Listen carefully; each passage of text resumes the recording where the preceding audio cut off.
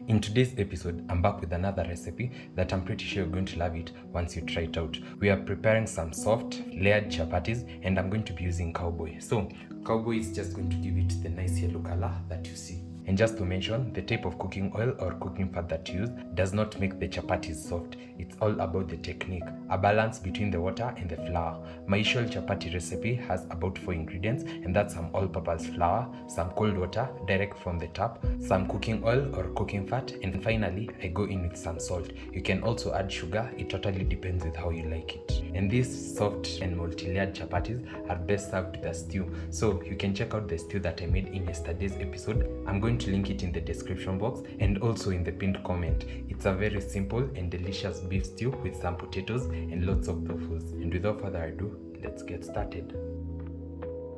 Just a disclaimer, in today's episode, the dough was quite soft, so I'm going to be using a little more flour than I will normally do while dusting. Kindly subscribe if you haven't, like the video, and let me know your thoughts down in the comment section. Also, don't forget to share this recipe with a friend. We are on the road to 100,000 subscribers, and I really do appreciate the support. So follow through and let's make this Chapati Za Cowboy.